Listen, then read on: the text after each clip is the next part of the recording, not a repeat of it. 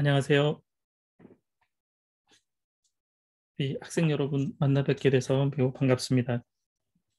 오늘 이 시간 음, 여러분하고 강의를 하게 된 저를 간단하게 말씀을 드리면 저는 중앙대학교 병원 응급의학과에 소속돼 있습니다. 그래서 응급실 진료를 하고 있고요. 그다음에 학교에서는 의학교육학 교실 소속이 돼서 여러분들 지금 배우고 있는 교육과정에 대한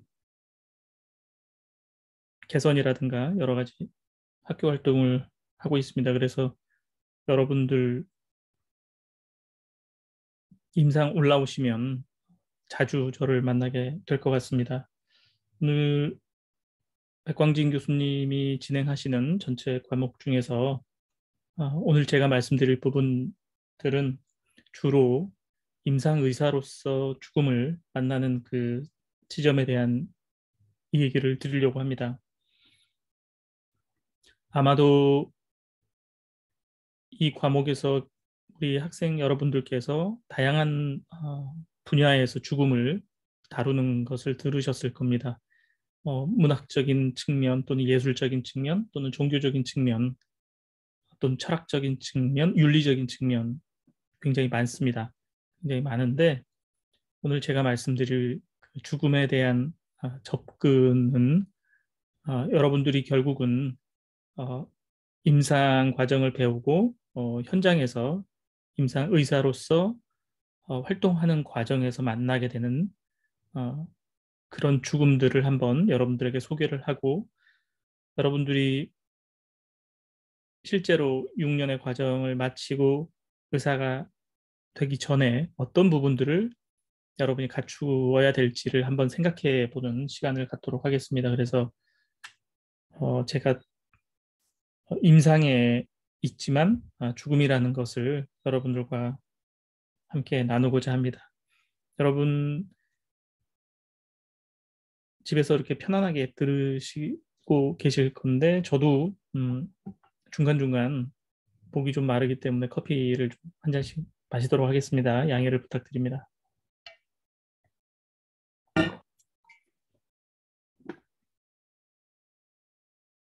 네, 제가 제 제목을 Life is Why라고 했습니다.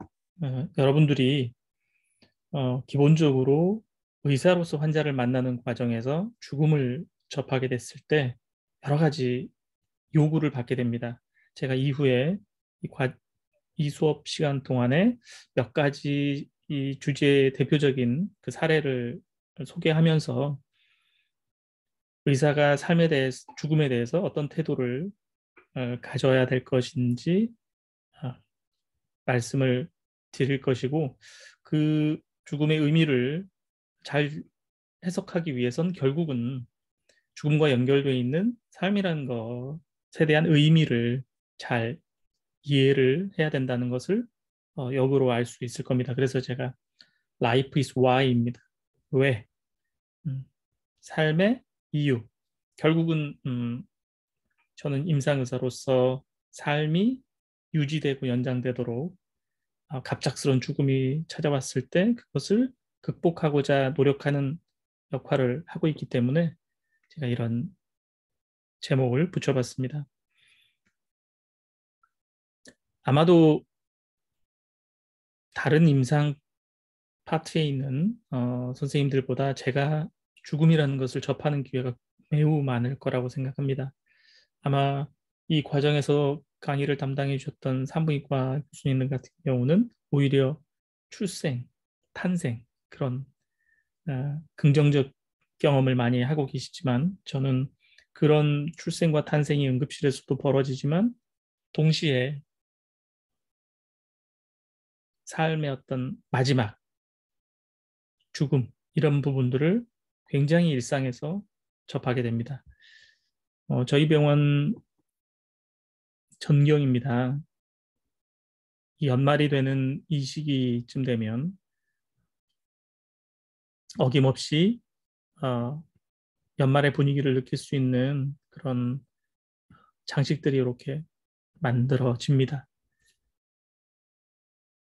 그리고 이제 급하게 저희 병원을 찾은 굉장히 많은 구급차들이 또 병원 앞을 채우고 있습니다.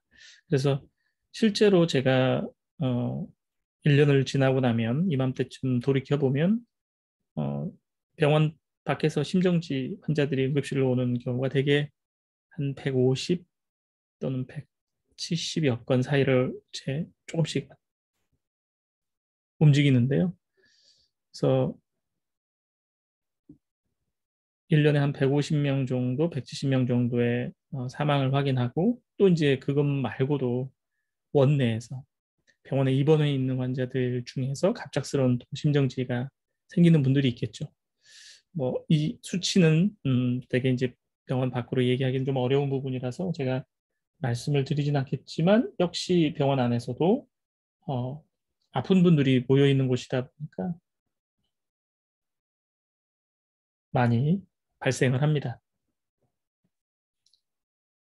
그래서 원내 심정지와 병원 밖 심정지를 이렇게 돌이켜 보면 정말 한 해에 200여 분이 넘는 사망 죽음을 마주하는 것 같습니다. 그래서 굉장히 자주 일상에서 만나다 보니까 이 부분에 대한 성찰과 고민이 조금은 생긴 것 같습니다. 그래서 여러분에게 그런 부분들을 좀 경험 사례를 통해서 좀 전달하고자 합니다.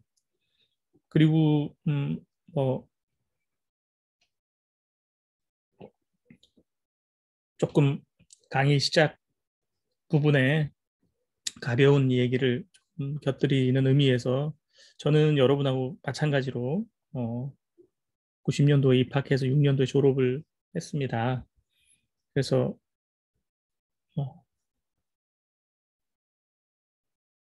응급의학 수련을 다른 병원에서 하고 몇 가지 과정을 거쳐서 제가 중앙대학교 용산병원에서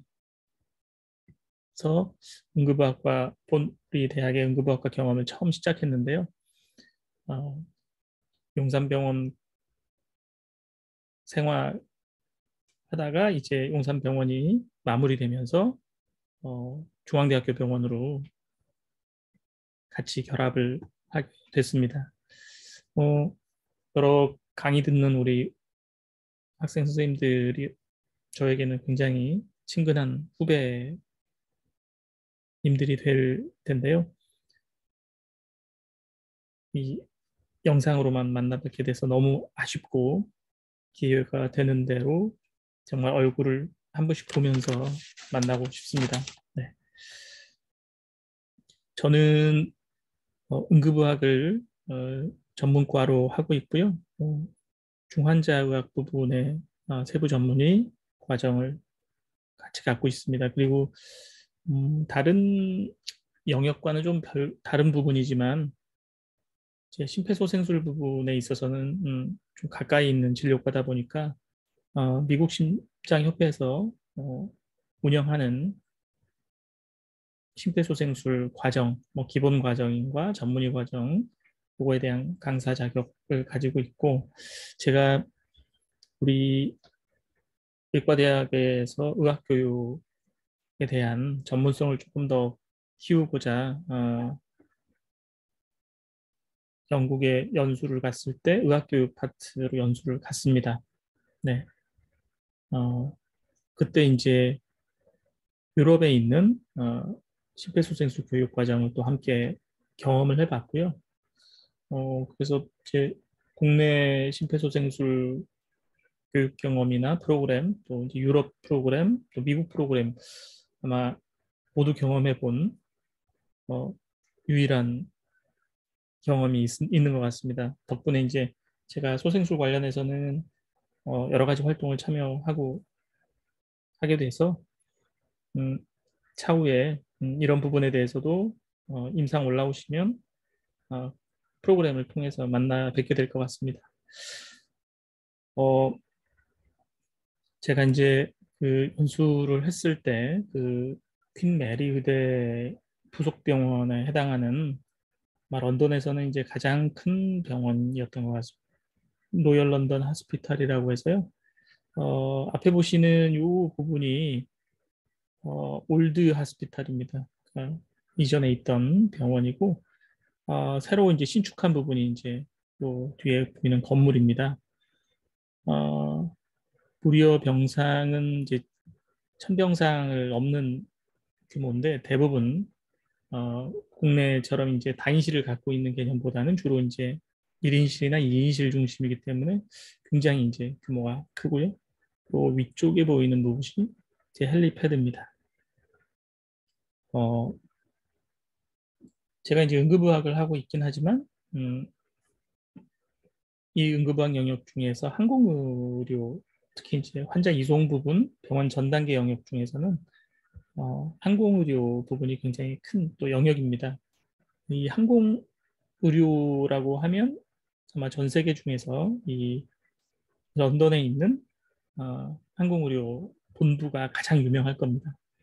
이제 에어 앰뷸런스라고 얘기를 하는데요.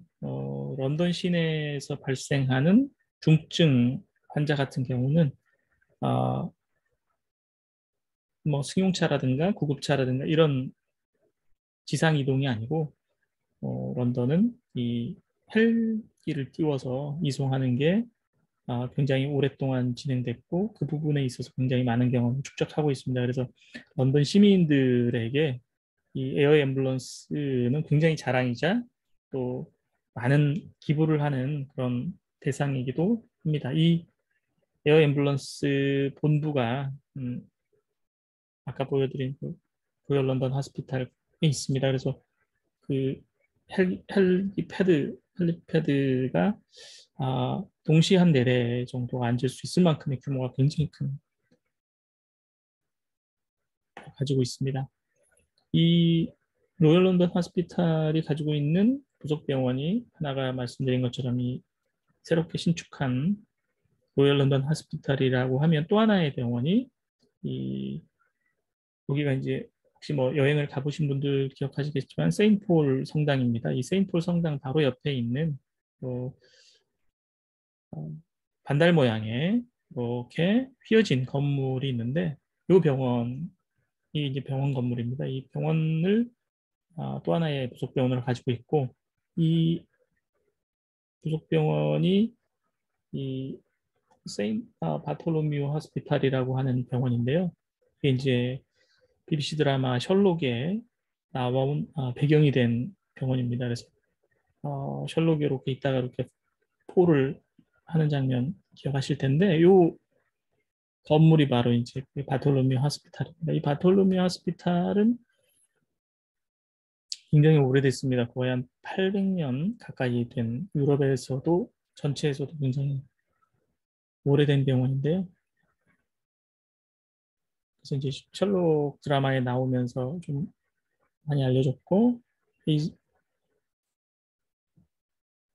병원과 의대가 드라마에서 소설에서 셜록이라는 소설에서 그 왓슨이 의과대학을 나온 게 바로 의과대학에 해당되는 거죠. 퀸 메리 의대에 해당됩니다. 그래서 되게 그 의과대학에서 학생들 강의했던 그 강의실이고 요 위쪽은 도서관입니다. 뭐 약간 해리포터 분위기 나는 건물들이 좀 많습니다. 런던이다 보니까. 그리고 이제 새롭게 신축한 건물들은 현대식 건물들이 많고요.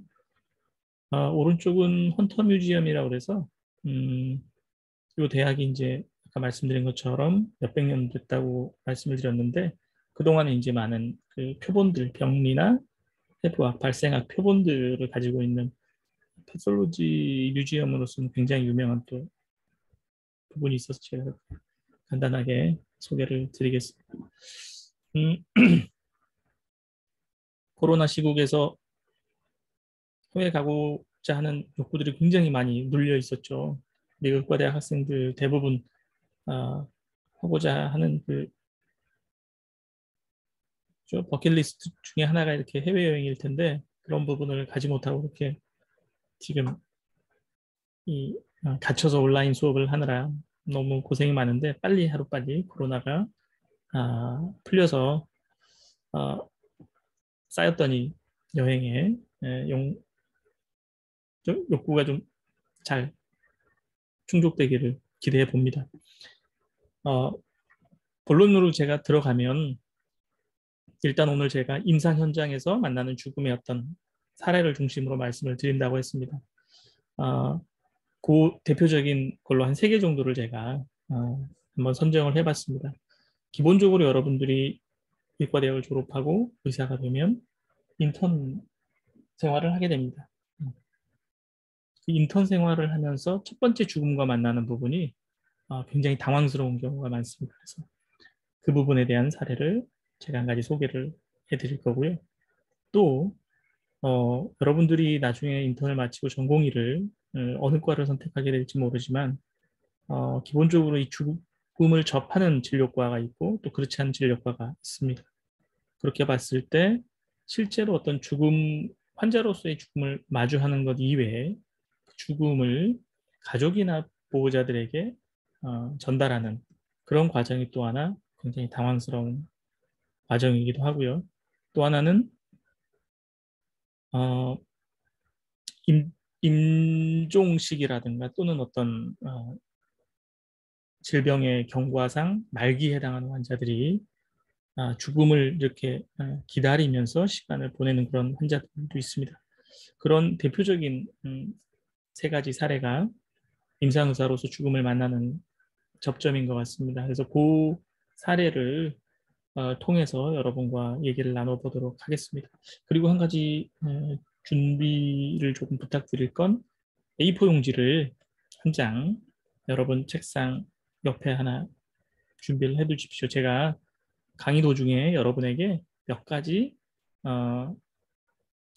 요청을 드릴 겁니다. 그러면 여러분들이 그 제 질문을 듣고 작성을 해서 저에게 제출하는 게 있으니까 여러분들 지금 A4 용지를 준비해 주시면 감사드리겠습니다. 항상 응급실 앞은 이렇게 구급차로 가득 찹니다. 정말 일반 차량을 대기 어려울 정도의 너무 많아서 이렇게 주차 공간이 없어질 정도로 매일매일 이렇게 위급한 환자들이 응급실을 오고 있습니다. 어, 여러분이 첫 번째로 제가 말씀드릴 사례는 여러분이 인턴쌤이 돼서 마주할 수 있는 어떤 죽음에 대한 사례인데요. 최근에는 뭐 이런 경우가 많지는 않지만 여러분이 이제 경험하게 될 앞으로의 시간은 이런 부분이 점점 적어질 거라고 생각은 됩니다. 그런데 이제 예전에는 인턴쌤이 되면 종종 이런 상황을 마주하게 됩니다. 뭐냐면 이 호플리스 디스차지라는 게 있습니다. 다시 말하면 병원에서 입원하고 있던 환자분들 중에 소생이라든가 또는 생존의 가능성이 많이 낮아서 댁으로 돌아가서 임종을 맞이하고자 하는 경우가 있습니다. 그럴 때는 가족들이 의료진에게 요청하고 의료진이 그 요청을 좀 상의해서 경우에 따라서 환자를 퇴원시켜서 집으로 보내서 이제 임종을 맞이하게 되는 경우가 종종 있는 거죠. 이것을 이제 우리가 호플리스 디스차지라고 얘기를 합니다.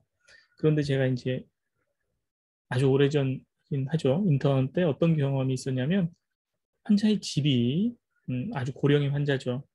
어, 환자는 의식도 없고 중환자실에 누워 있으시 꽤 되신 분인데 이제 곧 사망에 임박해서 가족분들이 부모님을 댁으로 가서 모시고 싶다. 그래서 어, 자녀분들이 있는 서울 지역이 아니고 부모님 거처가 있는 본가, 네, 네, 전라남도 해남이었던 것 같습니다.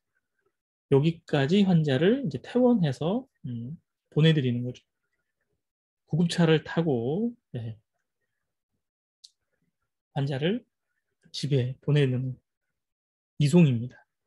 이 과정이 어떻게 이루어지냐면 환자를 구급차에 태우고 의료진 한 사람이 동행하게 됩니다. 그 의료진이 바로 인턴 선생님이죠. 어, 드라마에서 많이 보셨을 텐데 의식이 없고 호흡이 없는 자발 호흡이 없는 환자 같은 경우는 기관삽관을 이렇게 해서 어, 엠부백이라고 하는 인공호흡을 할 수 있는 백을 연결해서 의료진이 주기적으로 백을 짜서 호흡을 시키는 과정입니다. 이 상태를 차에 그대로 옮겨놓고 서울에서 해남까지 당시 교통사정이 굉장히 좋지 않아서 거의 한 6시간 이렇게 시내에 도착하더라도 이제 그 다음에 이제 시골을 또 들어가기 때문에 거의 6시간 정도 소요됐던 것 같습니다. 그 6시간 동안에 구급차 안에서 어, 인턴쌤은 환자 숨을 못 쉬기 때문에 어, 때까지 도달하는 데까지는 돌아가시지 않게 열심히 백을 짜면서 어, 이송을 하게 됩니다. 6시간, 7시간 이 엠부백을 짜고 나면 정말 힘듭니다. 여러분들 이제 상상이 좀 안 되실 수 있지만 근데 이제 문제는 이렇게 긴 시간 동안 어찌어찌 해서 집에 도착을 합니다. 집에 도착을 해서 차 안에서 환자를 옮겨서 이제 방 안에 눕히죠. 그리고 나서 해야 될 것은 뭐냐면 인턴 선생님이 레지던트 쌤한테 들은 지시사항은 도착하면 환자에게 이 튜브를 발관하고 뽑고 이 엠보백은 챙겨서 병원으로 복귀해라. 이런 지시를 받습니다. 그건 이제 잃어버리면 안 되고 병원 자산이니까. 근데 문제는 이 튜브를 뽑았어요. 뽑고 나니까 모든 가족들이 정말 한 20명 되는 가족들이 다 옆에 모여서 요 인턴 선생님한테 저한테 이제 묻습니다. 아버님이 이제 사망하셨나요? 이런 질문을 딱 던지는데 인턴 선생님이 저로서는 아무 생각이 안 드는 백지가 되는 그런 상황이었습니다. 그 이유는 뭐냐면 한 번도 음, 환자가 즉 사람이 사망했다는 것을 제가 확인해 본 적이 한 번도 없었던 거죠. 그래서 굉장히 당황하고 정말 아무 생각이 안 나서 뭐 레지던트 선생님한테 물어볼 수도 없고 그 당시에는 뭐 휴대폰이 이런 게 없었으니까. 그래서 굉장히 어려웠던 경험이 있습니다. 이렇듯 임상의사로서 환자의 죽음에 대해서 처음 만나는 시점은 뭐냐면 정말 이제 의사로서 의사가 되면 내가 환자를 보고 이 환자가 사망했다 안 했다를 얘기할 수 있어야 되고 선언할 수 있어야 됩니다. 그래서 이제 그게 사망 선언이 되고 그걸 근거로 해서 사망 진단서가 발급이 되는 거죠. 그런데 많은 의사 선생님들이 그 경험을 체계적으로 하고 또는 훈련받지 못했기 때문에 상황이 닥치면 굉장히 당황하게 됩니다. 그래서 오늘 여러분들께 첫 번째 사례를 통해서 말씀드리고 싶은 강의의 주제는 뭐냐면 데스. 이 데스라고 하는 것을 임상적으로 어떻게 판단할 것인가. 그거에 대해서 말씀을 드리도록 하겠습니다.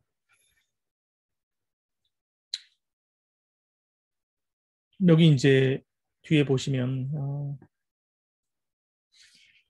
병원에서 많이 쓰는 모니터 보이실 겁니다. 이런 모니터 많이 보셨죠? 심장 움직임인 심전도 그림이 이렇게 중간에 보이고 또 위쪽에는 그 리듬의 모양들이 실제로 기록돼서 프린팅이 됩니다. 그리고 이렇게 양쪽에는 전기 충격을 할 수 있는 패들이 항상 준비되어 있는 이런 모니터링이 굉장히 위중한 환자에게 부착이 되죠. 그래서 제가 첫 번째로 말씀 여러분한테 같이 나누고자 하는 것은 어떻게 죽음을 확인할 수 있는가 그 부분이 첫 번째고 그 다음으로는 이런 이제 개별적인 죽음에 대해서 어떤 태도를 가질 것인가, 그리고 어떤 어, 태도를 바탕으로 나의 어떤 음, 표현할 수 있는 배려 이런 것들이 어떤 것이 있는가, 이런 부분들을 같이 한번 고려해 보도록 하겠습니다. 일단 여러분들 음, 첫 번째 목표 사항이 뭐냐면 임상적으로 죽음을 어떻게 확인할 수 있는가라는 질문에 답할 수 있어야 된다고 제가 말씀드렸는데요. 어, 지금 바로 아까 제가 말씀드린 A4 용지를 같이 한번 옆에 놓으시고요. 음, 여러분이 생각하는 죽음이 무엇인지, 다시 말하면 여러분은 지금 이 순간에 죽음이란 정의가 무엇인지를 한번 떠올려 보시고 그거에 대해서 한번 자기 생각을 한번 간단히 기록을 하셔보시면 됩니다. 첫 번째 요청입니다. 거기와 더불어서 본인이 목격한 어떤 죽음의 기억, 그것들을 좀 간단하게 어, 기술을 하시면서 그런 기억들을 좀 떠올리시면서 그런 기억을 봤을 때 죽음이라는 게 내가 생각할 때는 어떤 것이다라고 한번 정의를 스스로 한번 만들어 보시길 바랍니다. 어, 여러분이 생각하는 뭐 죽음의 목격은 많은 영화라든가 매체를 통해서 이렇게 플랫한 심전도 모니터 소견이 나왔을 때 심장이 멈췄구나, 이런 것을 직관적으로 알았을 수 있을 텐데요. 제가 지금 부탁드리는 거는 여러분이 실제로 목격한 죽음, 뭐 직접 목격한 죽음이 없다면 간접적인 어떤 목격도 좋고요. 그런 거를 조금 기억을 좀 적어보시면서 내가 생각할 때 죽음의 데피니션은 이런 것 같다라는 걸 한번 생각을 정리해서 한번 작성해 보시기 바랍니다. 일단은 분량은 대략 A4 용지 절반 넘지 않게 네다섯 줄 이상으로 한번 적어봐 주시면 감사하겠습니다. 이 적는 시간을 제가 따로 드리겠습니다. 대략 제가 음악을 들려드릴 텐데요. 그 음악이 연주가 끝나는 그 시간 동안 한번 작성을 해주시면 감사하겠습니다.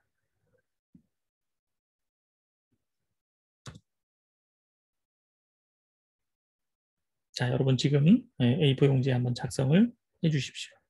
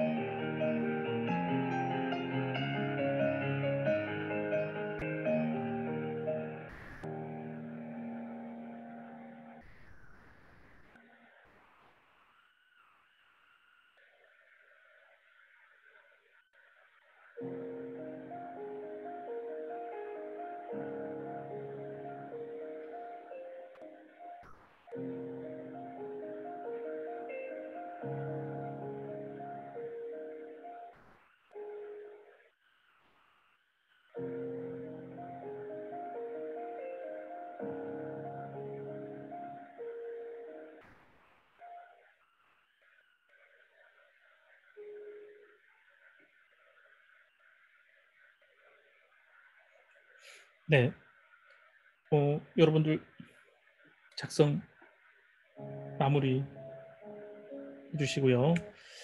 음, 아마 여러분들이 뭐 여러 가지 지식도 있고, 그다음에 이 과정에서 많은 교수님들 또는 강사분들께 죽음이라는 거에 대해서 많이 들으셨기 때문에 지식적으로 아마 죽음을 정의할 수 있는 소스들이 굉장히 많을 거라고 생각합니다. 음, 저는 이제 이렇게 여러분들에게 죽음의 정의를 한번 떠올리게 한 것은 결국은 제가 오늘 죽음을 확인하는 과정에서 무엇이 필요한가를 여러분들에게 전달하고자 그 과정에서 바로 이제 의사로서 임상적인 어떤 죽음을 이해하는 게 필요하기 때문에 제가 여러분의 백그라운드를 한번 확인하려고 요청을 드려봤고요. 실제 이 죽음이라는 것에 대해서 이 어린아이들에게 질문을 했을 때 의외로 명쾌한 답변들이 굉장히 많이 나오는 것을 볼 수 있었습니다. 제가 어떤 유튜브에서 어린아이들이 죽음에 대해서 답하는 것을 한번 보여드릴 텐데요. 여러분도 한번 들어보죠. 네. 네.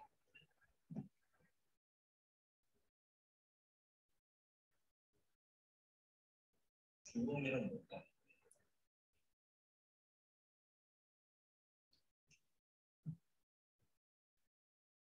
출세공 하시다면 죽음이 없다. 하늘나라만 그냥 죽는 거죠. 안녕 빠빠이. 그냥 쓰러져가지고 이제 못 사는 거야. 인생을 마무리 짓는 거라고 할 것 같은데요. 삶을 마무리 짓는 죽는 거요. 그러면 하늘에 가서 뼈만 묻어지고 사라지겠죠. 세상에서 사라지겠죠. 울다고 하늘나라 가니? 하늘나라 영혼이 떠들어서 귀신이 될 수도 있어. 영혼은 아마 하늘로 갈 거예요. 신과 함께라는 영화를 봤었는데 나쁜 사람의 죄를 밝혀가지고 그 죄에서 심판받는 거를 듣거든요. 지옥에 있는가 아니면 천국에 갈 것 같은데 제가 천국에 갈 것 같아요.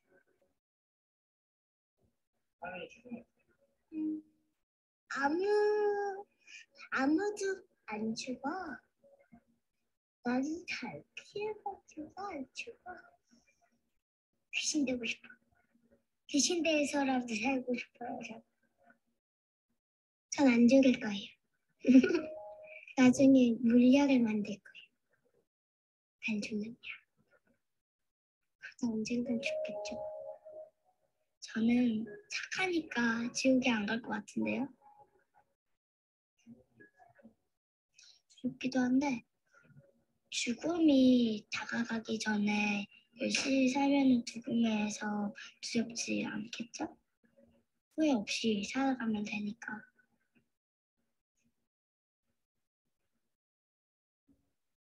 근데 전 죽고 싶지 않아요. 왜? 죽으면 세상이 날 못 기억해줘.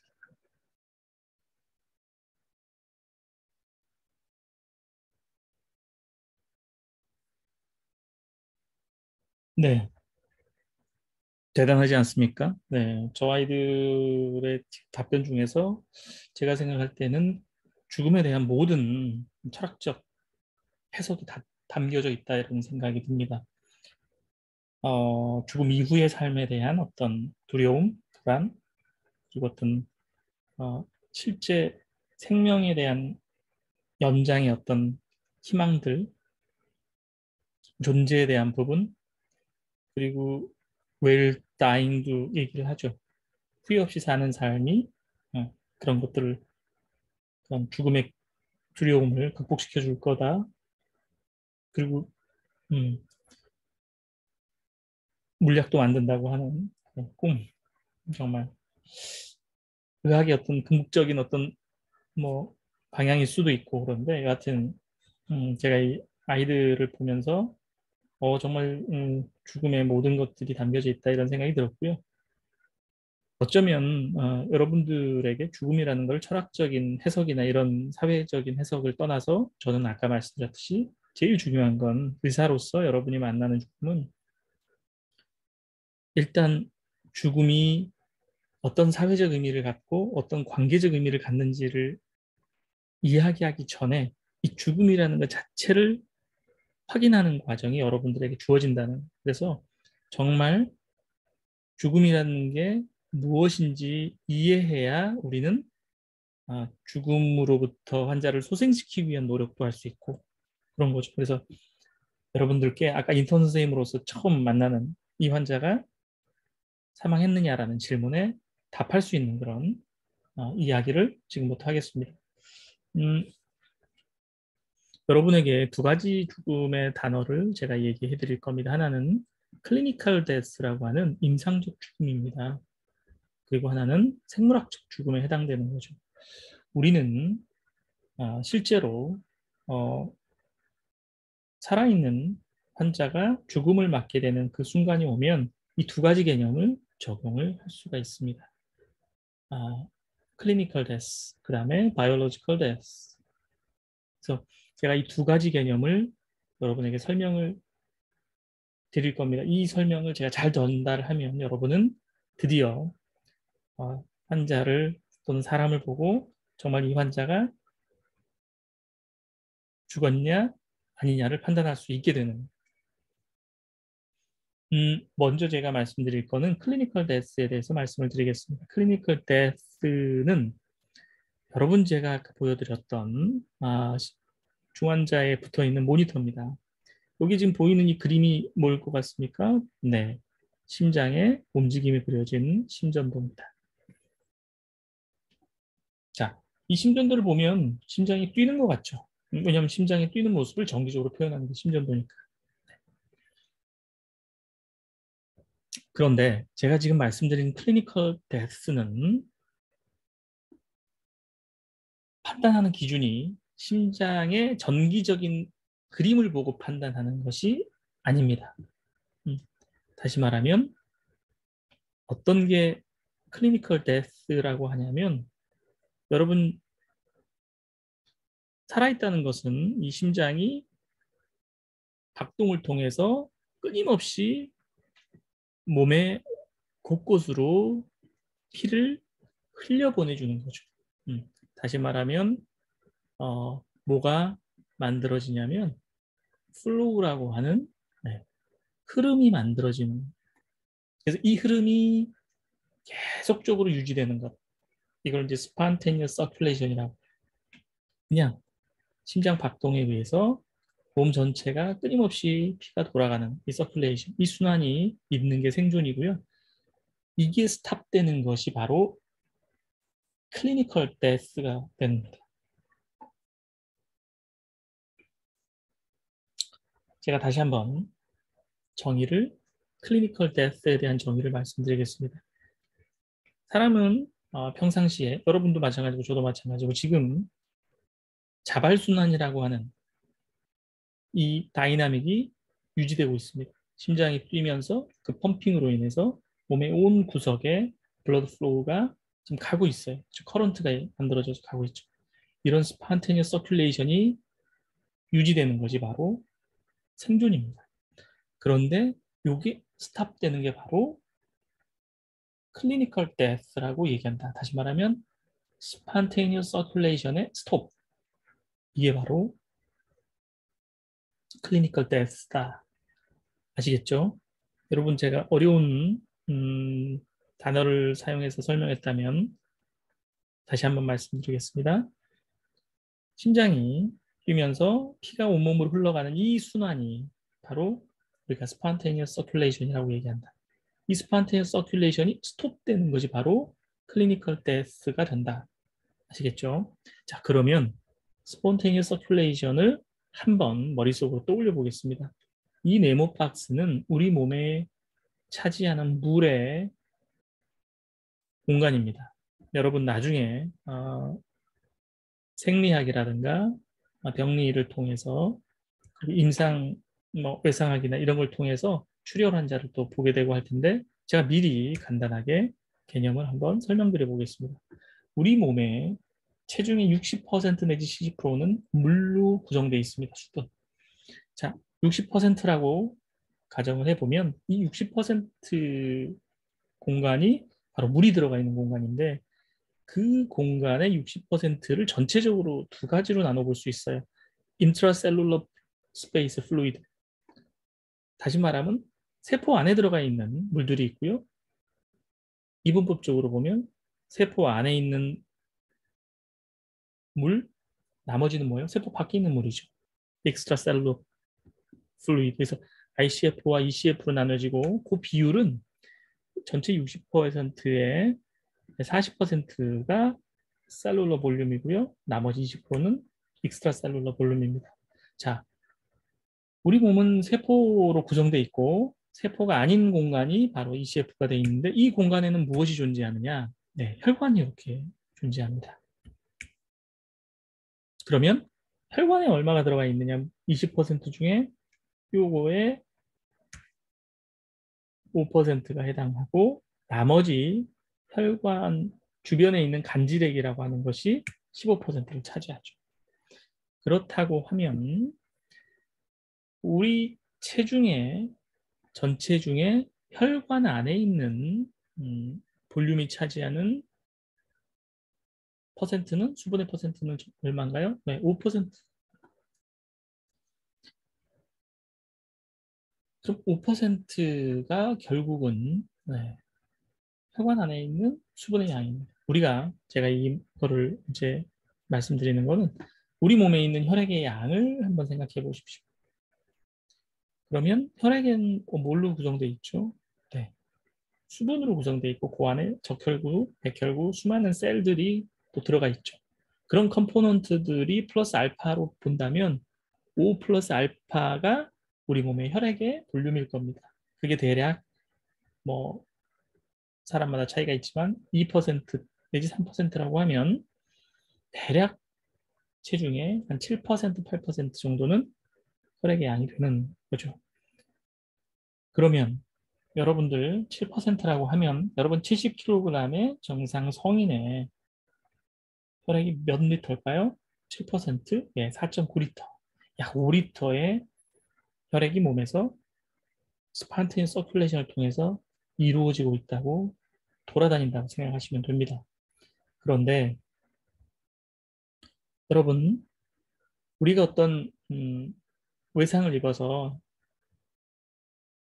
조직이 손상돼서 피가 난다 바깥으로. 그건 뭐예요? 우리 몸의 5%에 해당하는 7%에 해당하는 혈액이 빠져나가기 시작하는 거죠. 그럼 과연 70kg의 성인이 갖고 있는 대략의 5리터의 혈액이 빠져나가는데 얼마나 걸릴까요? 뭐 손상의 상처 크기에 뭐 규모에 따라 다르겠지만 여러분 뭐 한번 비유를 해보자면 1리터 물을 버리는데 얼마나 시간이 걸리죠? 네. 개봉해서 버리기 시작했을 때 1리터가 그렇게 오래 걸리지 않습니다. 다시 말하면 교통사고라든가 추락이라든가 뭐 외국은 이제 건시하시 많기 때문에 총상 환자가 많은데 굉장히 다양한 또는 뭐 위장관 출혈, 질병으로 인한 출혈 수많은 그런 출혈의 상황을 전제해 본다면 불과 1리터, 2리터가 눈앞에서 로스 되는데 불과 몇 분 걸리지 않을 수 있습니다.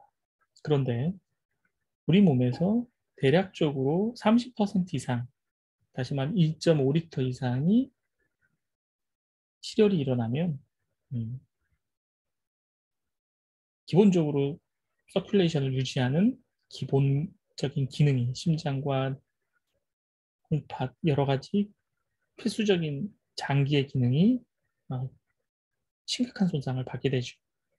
5리터가 다 빠져나갈 때까지 멀쩡한 게 아니고 3리터가 넘어가는 순간부터 빨간불의 경고등이 일어나고 심장마비가 생길 수 있는 겁니다. 그래서 굉장히 짧은 시간 동안에 위험해질 수 있는 그런 시간입니다. 그렇게 우리 몸의 이 스판텐 서큘레이션이 소실되는 데까지는 굉장히 짧은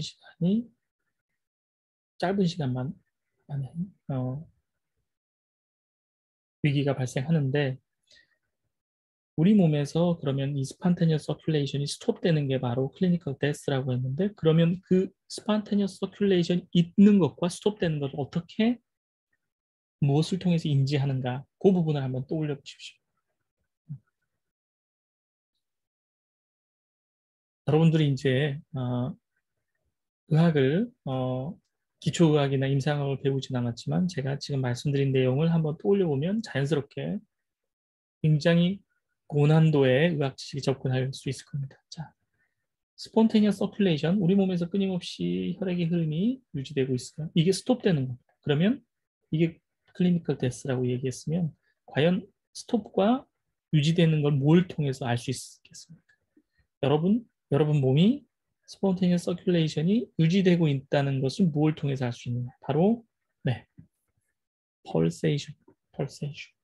뭐죠?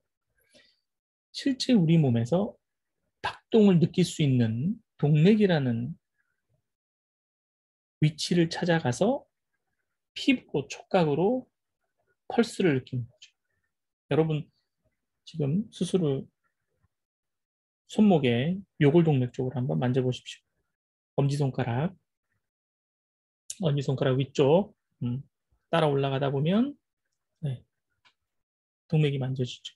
펄세이션이 만져질 겁니다. 그 외에도 경동맥을 통해서도 만져지고요. 또는 사타구니 쪽에 있는 페모럴 아테리 쪽에서도 만져주고, 뭐 발등이라든가 굉장히 다양한 곳에서 만져줍니다. 우리가 단순한 촉각만으로도 스폰테니어스 서큘레이션이 있다는 것을 느낄 수 있다는 거죠. 여러분이 펄스를 만져서 느껴진다면 그 사람은 뭐가 유지되고 있어요? 네, 스폰테니어스 서큘레이션이 유지되고 있는 겁니다. 이것을 단순히 촉각으로 느끼는 게 아니고 계량적으로 수치화할 수 있는 것들이 뭐냐? 여러분이 알고 있는 것처럼 바로 혈압계입니다. 심장에서 나오는 이 동맥 주변을 커프로 감고 조였다 풀면서 이 혈관 안에 가해지는 압력을 측정하는 게 바로 혈압계입니다.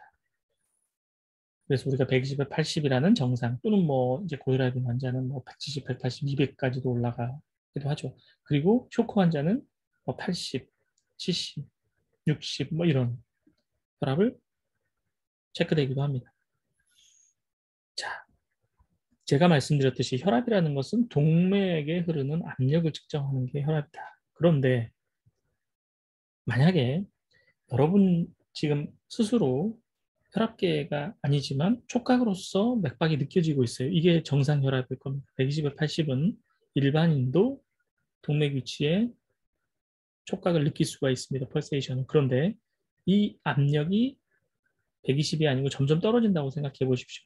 100, 90, 80, 70.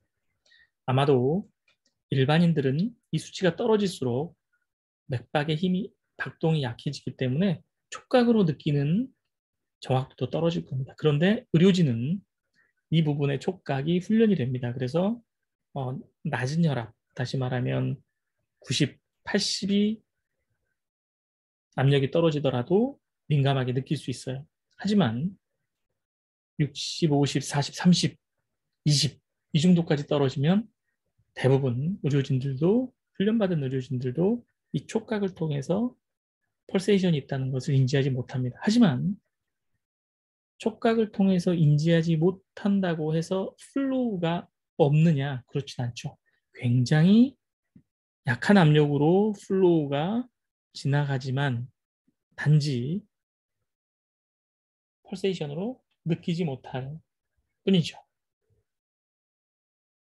그래서 우리 머릿속에는 동맥이라는 곳에 혈류가 있으면 스폰테니어스 서큘레이션을 있다고 생각할 수 있고, 이게 스톱이 되면 바로 클리니컬 데스에 해당한다. 그리고 그것을 바깥에서 인지할 수 있는 방식은 원초적으로 촉각에 의지할 수 있다. 이런 말씀을 제가 드리겠습니다. 그래서 클리니컬 데스라고 하는 순간을 인지하는 것은 무엇이냐? 펄세이션이 있느냐 없느냐를 가지고 우리가 확인할 수 있다. 이런 말씀을 드리겠습니다. 뭐 굉장히 복잡하고 고난도의 어떤 지식과 기술이 필요한 걸로 생각을 하셨을지 모르지만 클리니컬 데스를 판단하는 건 바로 아무 기구도 필요 없는 촉각이다. 펄세이션이 있으면 스폰테니 서큘레이션 있는 것이고 없으면 스톱된 거다. 다시 말하면 그 순간이 클리니컬 데스라고 얘기할 수 있겠습니다. 다만 여기서 선생님들한테 한 가지 부가 설명을 드리면 많은 사람들이 심장의 움직임이 있으면 심장이 뛰고 있다고 판단을 하는데요. 그 개념이 굉장히 잘못된 개념이고 비과학적이고 비의학적인 해석이라는 걸 다시 한번 말씀을 드립니다.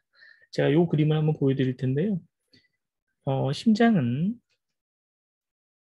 움직입니다. 제가 지금 이렇게 주먹을 보여드리는데 여러분 대부분 이제 심장이 제 주먹만 한 사이즈에서 이렇게 뛰면서 여기서 피가 나오고 그 박동을 소리로서 듣는 거죠. 한번 들어볼까요?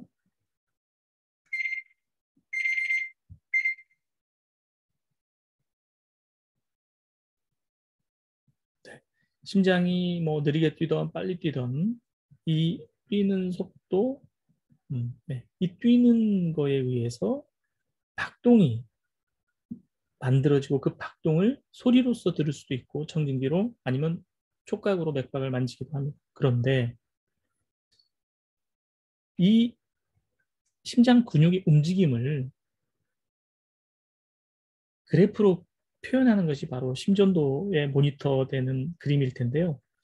그 모니터에 정기적인 신호가 있다고 해서 심장으로부터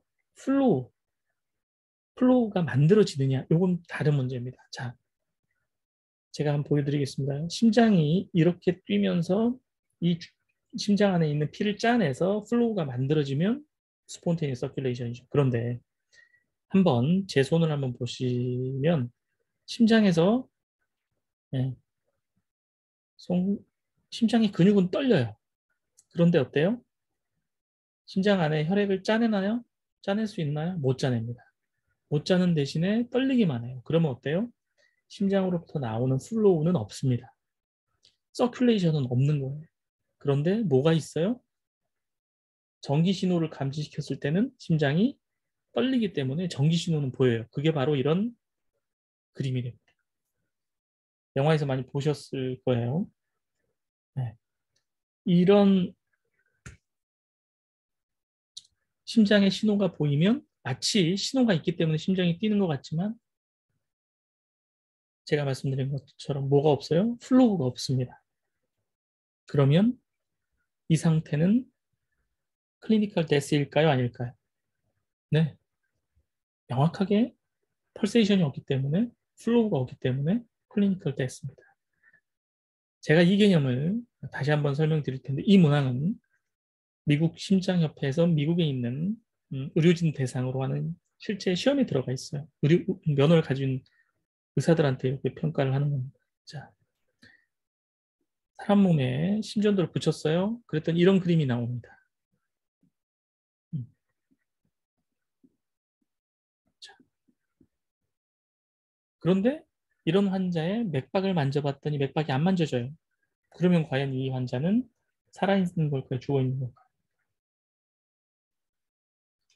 심장의 정기적인 신호는 보이는데 제가 말씀드렸듯이 펄세이션이 안 만져진다 그랬어요. 플로우가 없다 그랬어요. 서큘레이션이 스톱됐다 그랬어요. 그럼 뭐죠? 네, 클리니컬 데스입니다.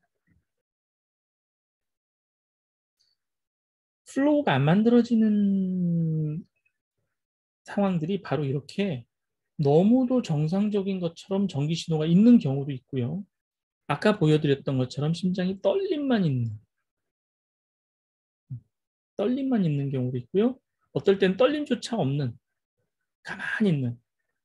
이게 바로 여러분들이 이제 많이 영화에서 많이 보이는 그런 플랫 에이시스톨이라고 하죠. 무수축. 다시 말하면 스폰테니어스 서큘레이션이 없는 경우 이런 플랫 에이시스톨이 그 중에 하나고 그 외에 많은 경우 다양한 정기적인 신호를 만들어내는 경우가 있다. 그래서 실제 모니터상에서 정기적인 심장의 모습이 보인다고 해서 다 살아있느냐? 그게 아니고 뭘 통해서 판단해야 된다고.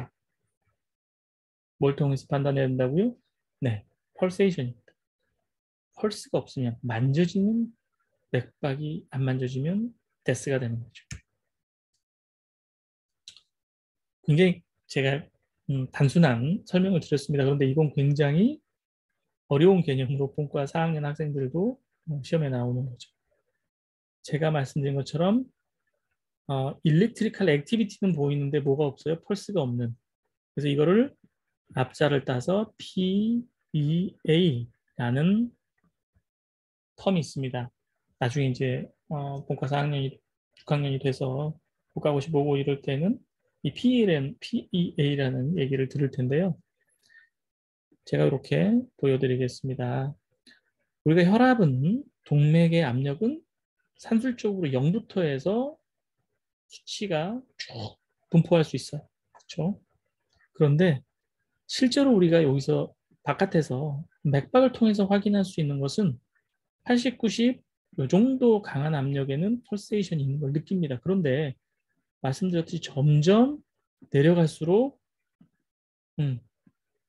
펄스가 약해지면서 어느 시점에서는 안 만져지겠죠. 우리는 이 안 만져지는 지점, 이 순간이 항상 클리니컬 데스라고 얘기할 수 있습니다. 어떤 의료진은 이 굉장히 훈련된 의료진은 동맥혈압이 40, 50인데도 펄스를 느끼는 플로우를 느끼는 분들이 계세요. 훈련된 분들은 이런 분들은 이제 조금 더 정확하게 판단하겠지만 아마 여러분들은 요 8, 90 선에서 정확도가 급격히 떨어질 겁니다. 이렇게 갈수록. 그래서 이 부분은 이제 숙련된 의료진들이 확인하는 부분인데요. 어찌됐든 더 자세히 들어가면 이제 복잡해지고 어려우니까 제가 여러분들 수준에서 말씀드릴 것은 맥박을 만져서 펄세이션이 없으면 임상적 사망이다. 이렇게 말씀드리고요. 그래서 이 미국 심장협회 의사나 전문가들이 하는 이 알고리즘을 보면 CPR을 스타트하는 소생이 필요하다 안 필요하다의 첫 출발이 뭐예요? 펄스가 있느냐 없느냐. 그래서 맥박이 안 만져지면 CPR을 스타트를 한다 이렇게 되어 있습니다. 그래서 여러분들이 임상적 죽음이라는 것은 뭐다?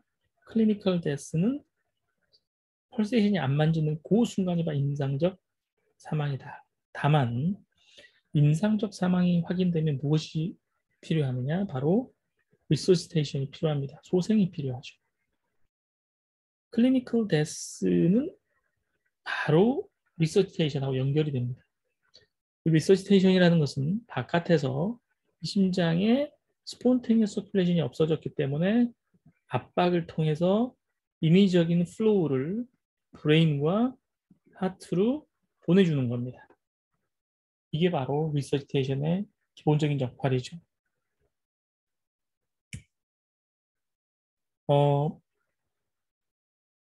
이런 리서시테이션이 성공을 해서 이 스폰테니어스 서큘레이션이 회복이 되면 이게 바로 리턴 오브 스폰테니어스 서큘레이션이라고 합니다.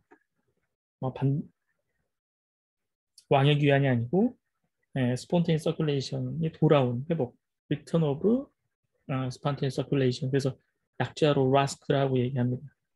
이 라스크가 생기면 바로 소생이 성공한 거고요. 소생술이 중단되겠죠. 만약에 소생술이 이루어졌음에도 불구하고 소생되지 않은 때, 그때가 어느 순간이냐? 이제 더 이상 생물학적으로 회복의 가능성이 없는, 즉 비가역적 손상이 발생한 그 시점이 뭐가 되느냐? 아까 말했던 biological death의 순간이 됩니다. 네. 그래서 제가 아까 첫 출발해서 clinical death와 biological death를 두 가지 단어로 소개하면서 이 두 가지 개념을 정확하게 여러분들에게 전달하는 게 첫 번째 목적이다 이렇게 말씀을 드렸습니다. 그 과정, 이 두 가지를 구분하는 것은 바로 spontaneous circulation의 스톱과 회복. 이걸로 이제 개념이 구분되는 거고요. 결과적으로 클리니컬 데스, 다시 말하면 스폰테니어스 서큘레이션, 펄세이션이 없다는 순간, 확인되는 순간 리서시테이션이 필요하고 그 리서시테이션을 통해서도 회복할 수 없는 종국의 비가역적, irreversible 스테이지로 빠져든다고 판단한다면 그 순간이 바로 생물학적인 사망, 바이올로지컬 데스가 되고 그때 사망 선언이 일어나게 됩니다.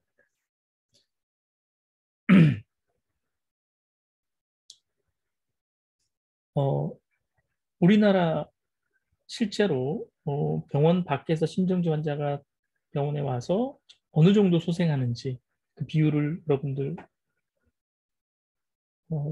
추정해 볼 수 있을까요? 100명 중에 저희가 이제 아까 말씀드린 것처럼 한 1년에 저희 병원에서도 한 150에서 170건 정도 환자가 온다고 했는데 그중에 몇 명의 환자가 실제로 생존할까? 한번 여러분 A4 용지에 스스로 한번 적어보십시오. 제가 클리니컬 데스와 바이올로지컬 데스 사이에 시간이 있고 그 시간이 뭐가 이루어지는 시간이냐면 바로 리서시테이션이 이루어지는 시간이라고 말씀을 드렸습니다. 과연 그러면 리서시테이션 하면서 어느 정도의 시간이 지나야 우리가 바이올로지컬 데스, 다시 말하면 irreversible death 체인지가 일어났다고 할 수 있느냐? 이 부분은 이제 임상적 판단의 영역입니다. 그래서 이제 더 추가적인 의학 지식이 필요한데 대개 클리니컬 데스, 다시 말하면 스폰테니어스 서큘레이션이 발생하고 나서 시간을 카운트합니다. 그게 바로 골든타임이라고 얘기를 해요. 우리가 기본적으로 이 스폰테니어스 서큘레이션이 스톱돼서 블러드 플로우가 가지 않는 그 시간이 대략 4분을 경고하면 브레인은 이리버서블 체인지가 생깁니다. 굉장히 짧죠. 다른 신체 장기는 그보다 조금 더 긴 시간을 가지고 있지만 브레인이 제일 짧은 곳입니다. 그래서 뇌 손상을 최소화하는 회복을 하려면 4, 5분 이내에 플로우를 계속 유지시켜줘야 됩니다.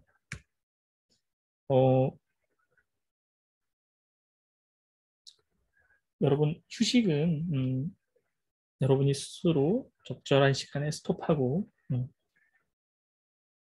휴식을 취하시도록 부탁드리겠습니다. 대략적으로 시간이 갈수록 심정지 발생 규모는 굉장히 증가합니다. 이게 뭐 전 세계 어느 곳이든 동일한 패턴인데요. 제가 지금 이 그림을 보여드린 이유는 스폰테니어스 서큘레이션이 스톱되면, 다시 말하면 클리니컬 데스가 일어나면 브레인 인저리가 생기지 않을 만큼 빠른 시간 안에 가슴 압박을 통해서 플로우를 브레인으로 만들어줘야 돼요. 중요하다고 그랬죠. 그러려면은 어떤 게 필요하냐면 심정지가 생겼을 때 쓰러진 거를 목격한 사람이 바로 심폐소생술을 해야 된다. 다시 말하면 목격자 심폐소생술이 굉장히 중요한데 나라마다 비교를 하면 우리나라는 실제로 8.7% 정도가 목격자에 의해서 심폐소생술이 이루어지고요. 거의 이제 92% 가까운 사람들은 심폐소생술이 목격자에서 이루어지지 않습니다. 다시 말하면 골든타임이 다 지나가 버린다는 거죠. 우리보다 생존율이 높은 나라들의 경우를 보면 목격자 심폐소생술 비율이 꽤 높습니다. 굉장히 의미 있는 부분이죠. 그래서 실제로 이제 리서시테이션 영역에서는 환자의 생존율을 높이려면 빨리 발견해서 119라든가 이런 도움을 요청하는 게 필요하고 목격자에서 심폐소생술이 되고 도착한 119가 전기 충격을 하고 병원으로 빨리 이송해서 적절한 치료를 받고 재활 치료를 덧붙여서 생존의 퀄러티, 라이프 퀄러티가 좋아질 수 있다. 이런 이제 연결 시스템이 필요하다라고 해서 요거는 이제 체인 오브 서바이벌이라고 해서 굉장히 유명한 개념입니다. 여러분들이 나중에 구체적으로 학습을 하겠지만 그런 개념을 알고 계시면 될 것 같습니다.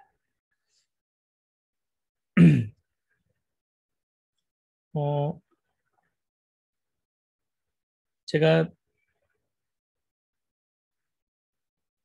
다른 영상을 하나 보여드릴 텐데요. 제가 지금까지 말씀드린 부분은 클리니컬 데스를 어떻게 인지할 수 있을까라는 방법론을 제가 말씀을 드렸습니다. 그다음 두 번째 말씀드릴 부분은 아까 말씀드렸지만 이 죽음이라는 걸 확인하고 이 죽음을 이제 주변인들과 공유하는 과정이 또 임상 현장에서 마주하는 상황인데요. 여러분 한번 제가 이제 사례를 떠올려 봐 드리면 제가 응급실에서 근무 도중에 교통사고 환자가 실려왔습니다. 한 20살 후반 환자였어요. 굉장히 이제 그 자동차하고 정면 추돌을 했기 때문에 몸 전체가 굉장히 많이 손상이 끔찍하게 있었습니다. 하지만 핫빛이 있었고 펄세이션이 있었기 때문에 소생팀이 바로 소생술을 시행하고 굉장히 많은 처치들을 했습니다. 출혈 부위를 막고 그다음에 튜브도 여러 부위에 삽입하고 심장 기능을 유지시키기 위해서 굉장히 많은 노력을 했음에도 불구하고 워낙에 이제 큰 손상이었기 때문에 사망을 했습니다. 그런데 상황을 정리하고 한 2시간 있다가 보호자가 왔어요. 그런데 한 60대 후반 되는 어머님 아버님이었는데요. 어떤 소식을 듣고 오셨냐면 아들이 병원에 갔다 이런 얘기를 동료로부터 들은 거죠. 어머님 아버님이 이제 들어오시면서 응급실에 오시면서 누구누구 보호자인데 환자는 어딨냐 얼마큼 다쳤냐 하면서 이제 저에게 물어보더라고요. 제가 그분의 아드님의 결과를 이제 말씀을 드려야 되는 거죠. 굉장히 어렵습니다. 어떻게 보면 그냥 단순히 결과를 누구누구 씨 보호자냐, 누구누구 씨니 누구누구 환자분 사망하셨다라고 그냥 드라이하게 어나운스 할 수 있습니다. 제가 이제 경험이 없을 때는 굉장히 다급하게 그런 말을 초대 뵙고 그 말이 그 부모님한테 굉장히 충격과 상처가 돼서 정말 부모님들이 오열을 하고 어머님 쓰러지시고 네, 정말 그 상황이 굉장히 힘들었는데요. 바로 여러분들이 이제 그런 환자의 죽음과 관련한 부분을 다른 사람과 공유하는 과정도 굉장히 힘든 과정이고 그걸 하기 위해서는 여러분이 그 죽음이라는 것이 가족, 주변 사람들에게 어떤 의미가 있는지를 굉장히 많이 이해하고 있어야 된다. 그리고 그런 말을 할 때 굉장히 중요한 단계가 필요하다. 준비 단계. 그런 말씀을 드리겠습니다. 그래서 제가 2가지 동영상을 같이 한번 보시겠습니다. 그 죽음이란 가족의 죽음을 좀 어떤 의미인지 어떤 슬픔의 또 요소가 있는지를 함께 공감할 수 있는 부분이라서 한번 같이 보시도록 하겠습니다. 저거 차홍이 아니고 차홍이 이름 비슷해. 치웅이 아버님 부모님 주신다고 그러더라고요. 이름이 이렇게 나는 이제 아니니까 가만히 있으면 두 사람이 이제 손을 들어서 우리가 보자고. 부모님이 진도로 향하던 그때 차홍이는 생사의 고비를 오가고 있었습니다. 가능성이 있으니까 집에서 좀 가르쳤고 좀만 더 잘 견뎌주지 몇 번만이라도 견뎌줬어. 왜 하필 우리 차원인지 왜 하필 우리 차원인지 그게 전 내가 모르게 잘못했을까? 내가 뭐를 잘못해서 우리가 그랬을까?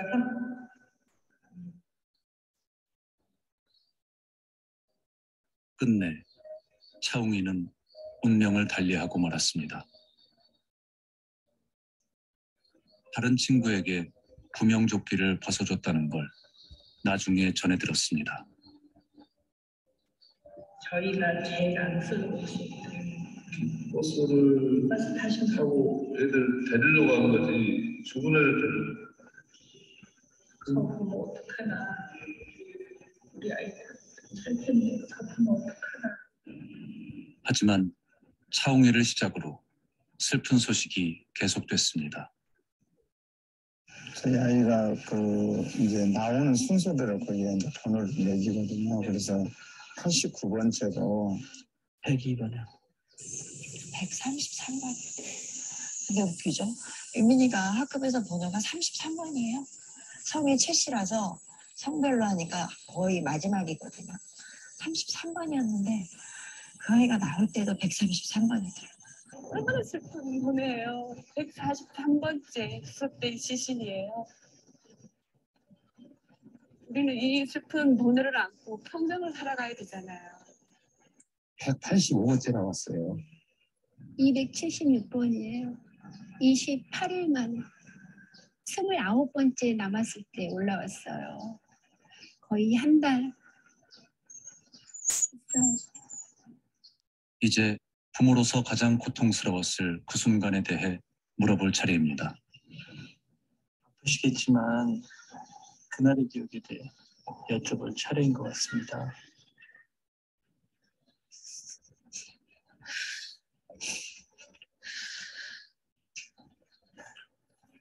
몇 달이 흘렀지만 내 아이가 죽음으로 올라온 그때를 잊을 수가 없습니다. 너무 힘드시면 말씀 안 하셔도 좋고요. 아이를 마지막으로 보셨을 때 어떠셨는지를 좀 듣고 싶어요. 맨날 바닷가에서 그냥 애들 나오면은 뛰어갔어요. 그리고 그냥 신나면서도 그런 거 보는 거 떠나서 그때는 애들을 그냥 막 미워놨었어요. 그리고 그냥 대충 붙여놓고 엄마들이 그냥 쭉 봤었어요. 그 넓은 공간에 아이 혼자 딱 눕혀놨던 그 장면이 안 잊혀져요. 지금도.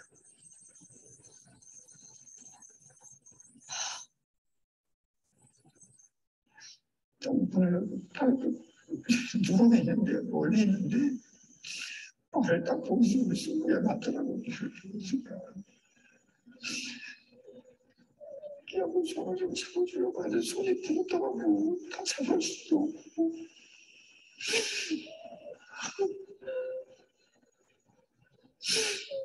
4월 23일 날 낳았는데 4월 23일 아이를 봤어요. 아직도 그게 아이 처음 나서 이제 가서 봤을 때 그 느낌이고 우리 입간했을 때 이렇게 오버랩 된다고 해야 되나요? 그런 느낌 때문에 엄청 들었어요. 이렇게 앉아보니까 옷이 다 젖어 있었고 팔을 이렇게 옷을 걷어놨더라고요. 이렇게 걷어놓고 손가락을 이렇게 하고 있더라고요. 두 손을 이렇게 하고 있더라고요. 뭔가 잡고 있었나 봐요. 이렇게. 5일 좀 지나니까 찾은 사람들은 우리가 이제 아는 사람들한테 찾아가지고 올라갑니다. 그럼 그 사람 미안합니다. 우리 먼저 가서. 그럼 우리는 뭐라 그러냐면 축하한다고. 어디서 죽은 자식 찾으고 하는지 축하한다 소리가 어디서 나와요. 그럼 나중에는 그런 말이 자동으로 나오더라고. 저도 솔직히 얼굴은 못 봤어요. 얼굴 아래쪽으로만 이렇게 보고 좀 만져보고 하는데 만지는 것조차 세게 못 만지게 하더라고요. 그리고 일찍 나온 사람들은 윤이나 뭐 6일 만에 나온 사람들은 손도 만져보고 볼도 비벼보고 볼도 만져보고 할 수 있었는데 우리는 건드릴 수가 없었어요. 어떻게 훼손될 것 같아가지고 이렇게 뭐 이렇게 하면은 이렇게 건들면 이렇게 막 까지고 그래서 건들지를 못했어요. 너무나. 근데 그렇게 나온 애도 얼마나 고맙고 감사하고 반갑든지 살아 돌아온 것 같았어요. 정말로. 죽은 애가 돌아왔는데 그렇게 감사하고 고마울 때가 그런 게 어디 있어요, 세상에. 내 아이가 저 차가운 바다 안에 있는데 그걸 아는데 부모로서 할 수 있는 것은 아무것도 없었습니다. 제가 조금이라도 똑똑하고 힘이 있고 원력이 있었다면 우리가 빼낼 수 있지 않았을까. 다른 아이들도 다 그냥 해준 게 우는 것밖에, 밥 굶고 안 자고 해준 게 그것밖에 없는, 그게 엄마인가 싶었어요. 그냥 아무것도 할 수 있는 게 없잖아. 내가 할 수 있는 게 오로지 그냥 손톱 들고 오기만 기다리는 것밖에. 제가 바지선에 들어가면 뭐합니까? 거기 가서 바다만 보고 있는 것밖에 없어요. 행복으로 돌아가라 그러면은 저 같으면 차라리 그냥 죽는 게 나을 것 같아요. 그때는.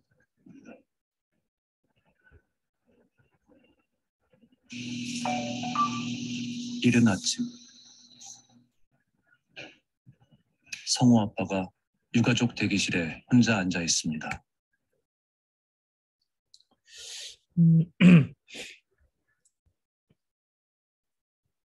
네, 굉장히 아픈 영상인데 제가 이제 여러분들과 이 영상을 함께 보는 이유는 죽음이라고 하는 거에 대해서 여러분들이 얼마나 많이 고민하고 그리고 그 사실을, 그 죽음이라는 사실을 대할 때 얼마 많은 깊이와 그 다음에 배려와 이해가 필요한가 그 말씀을 좀 드리기 위함입니다. 제가 아까 말씀드렸듯이 그 29이었어요. 아드님이.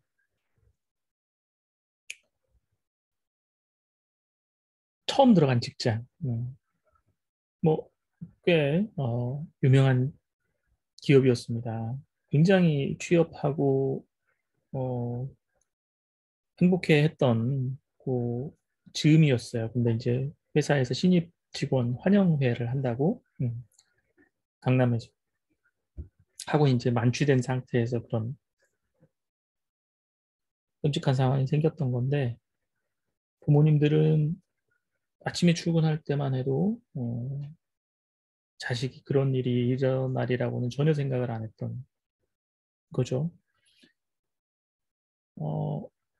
병원에 그냥 왔다고 그래서 얼마나 다쳤을까 이런 생각만으로 오셨던 그런 어머님, 아버님들에게 제가 불쑥 사망하셨다 라는 말이 평생을 잊지 못하는 충격이었을 겁니다. 그리고 그때 이제 레지던트 1년 차로서는 빨리 보호자에게 인계하고 영안실로 시신을 내려야지 또 다음 진료를 할 수 있었던 상황 때문에 빨리 어떤 절차를 진행하고자 부모님들에게 환자를 확인했어요.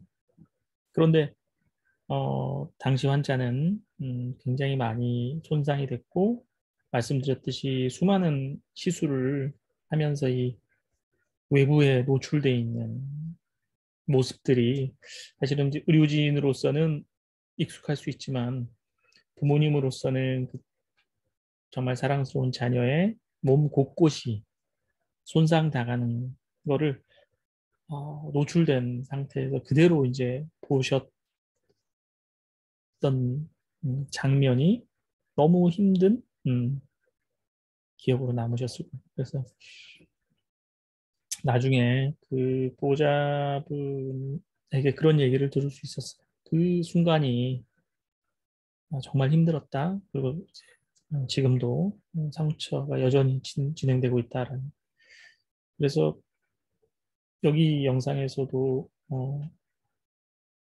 그 죽음이라는 거를 처음 받아들이고 또 가족을 보는 그 순간이 얼마나 가족들에게 상처가 되는지 여러분들이 충분히 고려를 할 수 있어야 됩니다. 그 고려와 배려를 통해서 그런 상처가 없어지지는 않습니다. 그거는 바꿀 수 있는 건 아니지만 우리가 일부분은 배려할 수 있는 부분이 있다라는 것을 제가 말씀을 드리고 여러분이 이제 임상 의사가 되는 과정에서 그러한 소양들을 충분히 갖춰야 됩니다. 그리고 이제 뭐 지금 영상은 이제 그런 갑작스러운 죽음이 아니고 이제 기다리고 있는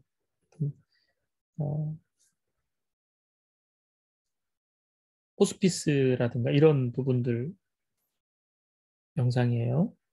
잠깐 보시겠습니다. 우리와 함께 했던 시간들 너무 감사드리고 편하게 저희가 함께 할 거니까 걱정하시지 마시고 하나님 빛보다 가셔요.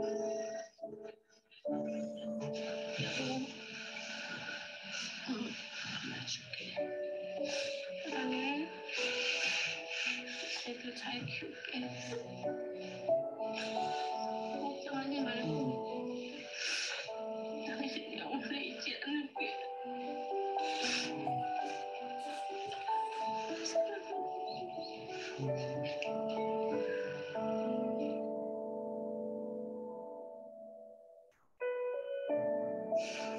죽은 것을 평생님 1시 25분에 하나님 품에 옮기셨습니다.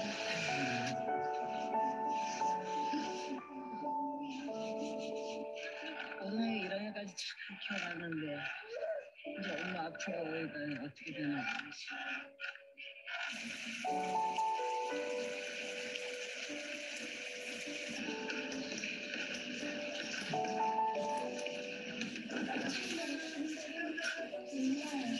엄마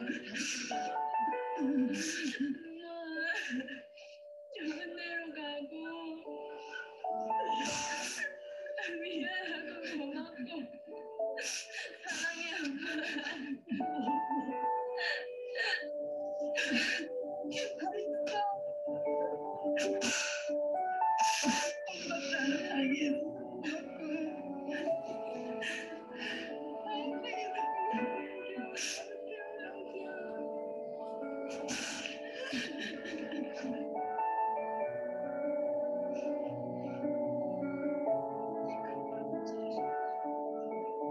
옛날에는요 농담도 잘하고 수많은 사람들을 즐겁게 해주는 줄 몰라요. 시집가게 잘 살게. 하고 자기 생각하는 애들 데리고 걱정하지 마.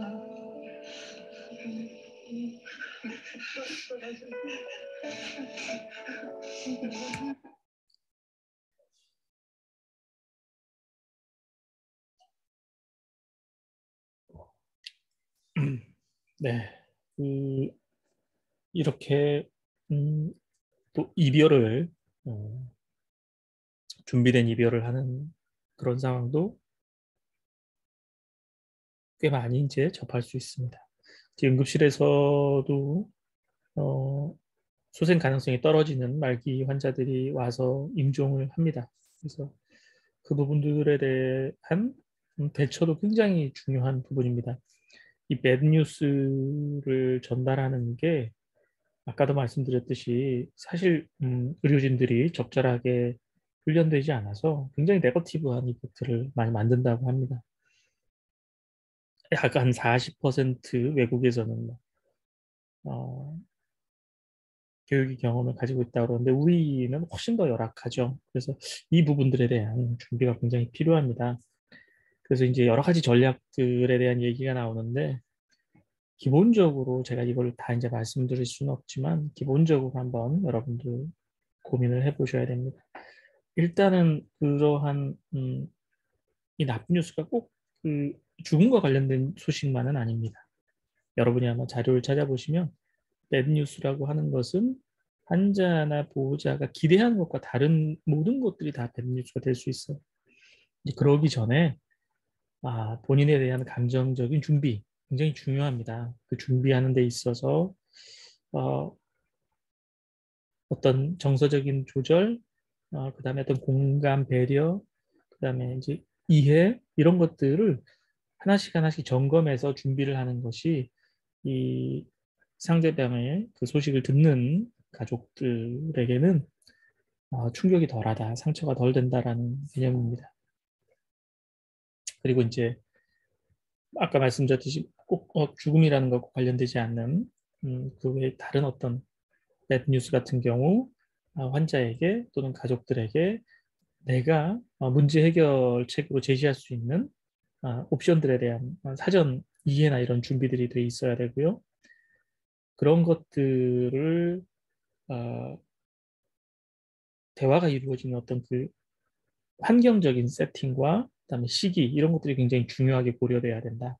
그리고 무엇보다 진정성을 가지고 대해야 된다.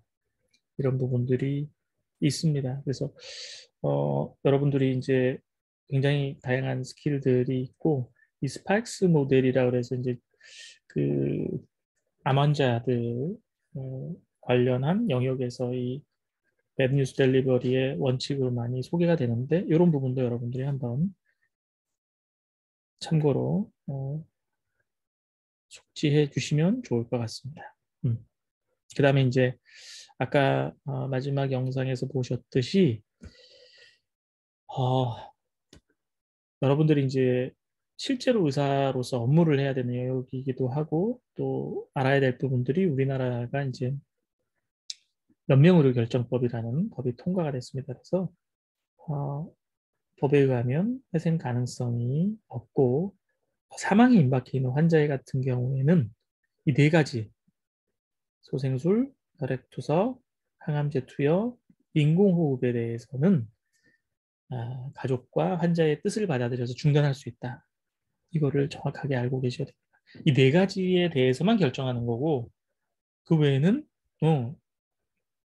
중단할 수 없습니다. 그래서 뭐 수액을 맞고 시기를 하고 있다든가 이런 건 중단할 수가 없다. 이 네 가지만 연명의료 중단에 포함된다. 꼭 기억을 해두시고요.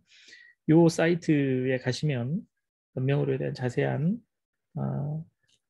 지식이 있습니다. 이 어떻게 연명의료를 결정하는가. 하지만 이 여러 가지 경로가 있지만 제일 첫 번째 해야 되는 거는 실제 이 환자가 소생의 가능성이 없는 임종 과정에 있는 환자라는 의사의 판단이 필요합니다. 그 판단은 누가 하냐면 의사 2인이 하고요. 이 2인에는 한 사람의 전문의가 포함이 되어 있습니다. 그래서 임종 과정에 있는 환자여서 그걸 확인을 하면 바로 이제 연명의료 대상자가 되는 거죠. 그래서 이 연명의료 결정을 하기 위해서 기본적으로 이 환자가 사전에 생존에 연명의료 의향서를 사전에 써둔 게 있는지 또는 입원해 있을 때 연명의료 계획서를 작성해놨는 요걸 확인합니다. 그래서 이런 게 있으면 환자의 의사가 표현됐다라고 판단하고 진행을 하고요. 만약에 사전에 또는 계획서가 없는 경우에는 환자의 능력을 확인하는 게 필요합니다. 그 순간에. 그래서 이제 문제가 되는 경우가 환자가 이제 의사소통이 가능하면 환자의 의사를 물어서 계획서를 만드는데 환자가 이제 의식이 없다든가 이런 경우에 사실은 이제 문제가 많습니다. 그래서 그럴 경우에 결국은 환자의 의사를 추정하는 그런 과정으로 넘어갑니다. 그래서 이제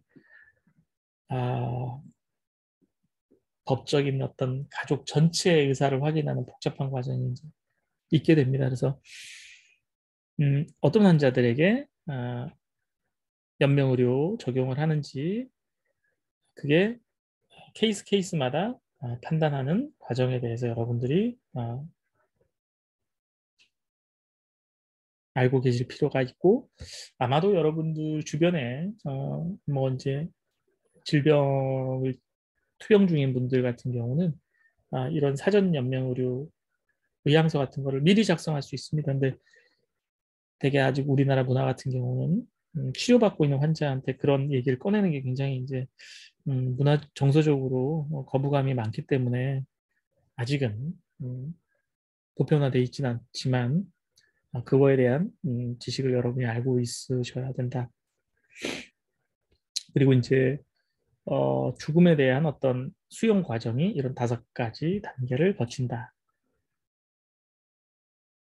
앞으로 이제 미래에 뭐 지금도 마찬가지지만 이제 초고령 사회가 진행될수록 우리는 질병으로 인한 노인 사망이 점점 많아진다는 거죠. 그럴 경우에 과연 환자와 환자 가족이 원하는 어떤 죽음의 방식이 무엇인가 이런 것들을 좀 생각해 볼 수 있고 그런 것들의 민감 감수성이 이제 높아야 됩니다. 그래서 환자나 보호자 가족들이 선호하고 또는 단순히 어떤 호불호의 문제보다 그들이 원하는 그 가치 이런 것들을 함께 가치를 찾기 위한 방법을 고민하는 게 결국은 의료진의 중요한 역할이 된다. 이런 말씀을 드리고요. 마지막으로 제가 오늘 여러분들께 후배 여러분들께 3가지 정리할 수 있을 것 같습니다. 하나는 클리니컬 데스를 어떻게 확인하는가. 그래서 여러분들이 이제 지금 의사 면허가 없더라도 지금도 여러분들은 여러분의 수준에서 판단할 수 있어야 된다. 그리고 개별적인 그런 어떤 죽음이 아니고 그것을 가족과 공유할 때는 준비를 충분히 해야 되고 또 준비를 하고 있는 환자의 이별은 환자나 가족의 가치, 어떤 지향점 이런 부분을 함께 고민해 주는 것이 바로 의사의 적절한 역할이다. 이런 부분을 말씀을 드리겠습니다. 긴 시간 말씀을 드렸는데요. 마무리하면서 제가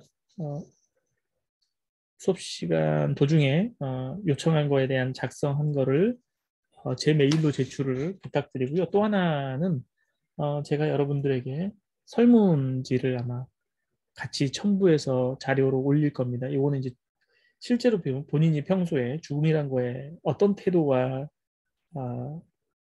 가지고 있는지를 좀 스스로 평가해 보는 건데 이 설문지를 작성해서 저에게 보내주시면 될 것 같습니다. 제가 이제 이 클래스에 제 메일 주소로 올려 보내드릴 테니까 여러분들이 그 메일 주소로 오늘 작성하셨던 거와 그 다음에 설문을 뭐 파일로 주셔도 되고 파일로 보내주시면 감사하겠습니다.